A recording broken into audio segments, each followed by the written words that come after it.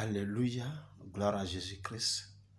Que le nom du Seigneur soit béni, que le nom du Seigneur soit magnifié, que le nom du Seigneur soit glorifié dans le nom de Jésus-Christ. Nous bénissons le nom de notre Seigneur qui nous permet de nous retrouver encore ce jour à ses pieds pour partager sa parole, pour recevoir instruction, pour recevoir enseignement de sa part. Nous sommes infiniment reconnaissants pour cette faveur qu'il nous accorde ce jour et nous voulons bénir son Saint-Nom, lui dire merci pour tout. Aussi lui recommander ces instants que nous voulons passer à ses pieds, prier que son esprit soit au cœur de ces échanges autour de sa parole, qui nous donne de recevoir le meilleur de lui et qui dispose nos cœurs à cela dans le nom de Jésus-Christ. Bien-aimé, merci de te connecter à nouveau à moi. Merci de prendre plaisir à continuer à me suivre. Merci de m'encourager par tes vues, par tes likes, par tes commentaires.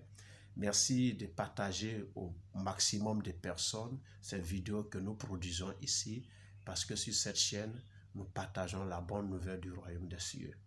Si c'est la première fois que tu tombes sur ma vidéo, sache que c'est la bonne parole de Dieu que nous partageons ici. Et associe-toi à nous pour que nous faisons chemin ensemble en t'abonnant simplement. Sois richement béni au nom de Jésus-Christ. Aujourd'hui, nous allons aller dans le livre de 1 Jean 4, le verset 1, qui dit ceci. Bien-aimés, n'ajoutez pas foi à tout esprit, mais éprouvez les esprits pour savoir s'ils sont de Dieu, car plusieurs faux prophètes sont venus dans le monde. Alléluia. Donc ici, l'apôtre nous met en garde. Il nous demande d'éprouver les esprits, n'est-ce pas? De ne point porter foi à tout esprit. Pourquoi? Parce que il y a de faux prophètes qui sont dans le monde. Alléluia. Quand il parle de prouver l'esprit, comprenez qu'il est question ici de les prophéties, des révélations qui sont faites. Or, les paroles de connaissance, les révélations, les prophéties se font sous l'inspiration du Saint-Esprit en réalité. Alléluia. Mais nous sommes sans ignorer, nous en tant qu'Africains, que dans nos régions, il y a les marabouts qui font aussi des révélations. Il y a les commiens, il y a les féticheurs qui font des révélations et à des moments, des révélations mais très claires et nettes. Voilà, il dit des choses sur ta vie qui sont arrivées effectivement. Donc, le Seigneur ici, le sachant, nous met en garde. Ce ne sont pas toutes les prophéties, toutes les révélations ou les paroles de connaissance qui proviennent forcément de lui. C'est ce qu'il veut nous dire ici. Et nous allons le vérifier dans la parole de Dieu. Nous allons aller dans le livre de Actes chapitre 16. On va lire à partir du verset 16 et ce jusqu'au verset 19 que je vais lire. Actes 16, verset 16 à 19. Comme nous allions au lieu de prière, une servante qui avait un esprit de python et qui, en devinant, procurait un grand profit à ses maîtres, vint au-devant de nous et se mit à nous suivre, Paul et nous. Elle criait, « Ces hommes sont les serviteurs du Dieu très haut et ils vous annoncent la voie du salut. » Elle fut cela pendant plusieurs jours. Paul, fatigué, se retourna et dit à l'esprit, « Je t'ordonne au nom de Jésus-Christ de sortir d'elle. » Et il sortit à l'heure même. Gloire à Jésus-Christ. Voici donc cette histoire qui nous amène à comprendre qu'il faut éprouver tout esprit. Parce que cette femme qui suivait Paul et ses compagnons, alors qu'ils étaient en train d'annoncer la parole de Dieu. Ils étaient à Philippe, c'est en Europe. C'était donc la première fois que Paul arrivait en Europe, n'est-ce pas? Il était avec ses compagnons.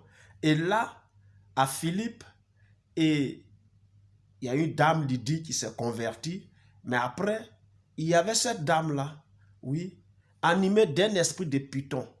Au début, les gens ne le savaient pas. C'est parce que Paul a prié pour elle, Paul a chassé cet esprit, qu'on sait que c'est un esprit de python. Amen. Et elle les suivait et elle criait derrière eux. Et ce qu'elle disait était tellement vrai, était tellement juste. Ces hommes sont les serviteurs du Dieu très haut et ils vous annoncent le chemin du salut. Et ce n'est pas ce qu'ils annonçaient. Est-ce qu'ils ne sont pas les serviteurs du Dieu très haut? C'était vrai ce qu'elle disait. Mais l'esprit qui l'animait derrière n'était pas un esprit de Dieu. Amen. C'était un esprit maléfique, un esprit diabolique. Alléluia. Et la Bible dit qu'on va les reconnaître par leurs fruits. Quand vous allez lire la suite de cette histoire, vous allez voir que lorsque l'esprit impur qui agitait cette femme-là est sorti par la puissance du Saint-Esprit, ça va créer un problème à Paul et à ses compagnons. Et ça va même créer une émeute dans la ville. Alléluia. Pour vous dire qu'on va les reconnaître, je suis en train de dire quelque chose à quelqu'un. Que ce ne sont pas toutes les prophéties qu'il faut prendre avec foi. Ce ne sont pas toutes les révélations qu'il faut prendre avec foi. Il faut les examiner. Il faut les éprouver d'abord avant de les accepter. Alléluia. Il faut les éprouver. Il faut les éprouver comment? C'est en priant, en demandant à Dieu si réellement ça vient de lui ou pas. Alléluia. Parce que comme je le dis, cette dame-là, animée d'un esprit de python, disait la vérité. Ce qu'elle disait n'était pas faux. Donc, quelqu'un peut venir te faire une révélation sur toi qui est juste, qui est vérifiable. Mais en réalité, cette personne peut être animée d'un esprit impur. Et comment tu vas le savoir? C'est la suite des événements qui vont t'amener à découvrir ces choses-là. Amen. C'est pourquoi la Bible nous dit de ne point porter foi à tout esprit, mais que nous examinons, nous éprouvons plutôt tous les esprits. Alléluia.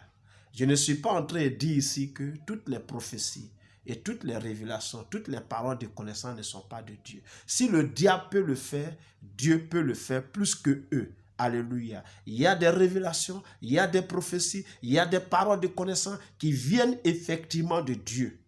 Amen. Mais il y en a aussi qui viennent du diable. C'est pourquoi il faut tout éprouver d'abord. Amen. Quand tu es chez un homme de Dieu, chez une femme de Dieu qui te fait des révélations et que derrière, il n'y a pas une solution, ou bien la solution qu'on te propose, c'est de payer ta délivrance, de donner une offrande, il y a problème derrière. Alléluia. Il y a problème derrière.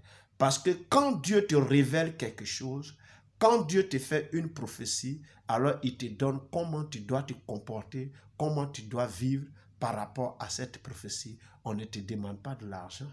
Alléluia. Si c'est dans un péché que tu es, qui a été dénoncé publiquement, c'est pour que tu sors de ce péché.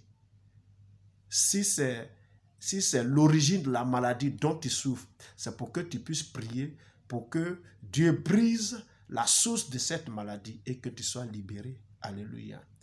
Si c'est une prophétie, puisque la prophétie se produit toujours dans le futur, donc un événement qui va t'arriver plus tard, que cet événement soit bon ou mauvais, c'est pour que tu puisses prier et te disposer à véritablement affronter cet événement.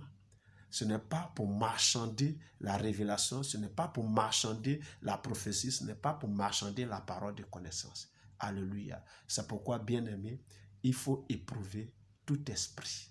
Alléluia. Parce qu'il y a de faux prophètes qui sont déjà dans le monde. C'est la parole de Dieu qui le dit, ce n'est pas moi qui le dis. Merci de m'avoir écouté. Que Dieu te bénisse. Que sa grâce et sa faveur reposent sur toi ce jour. Demeure béni. Porte-toi bien et nous sommes donc à la prochaine. Dans le nom de Jésus-Christ. Amen.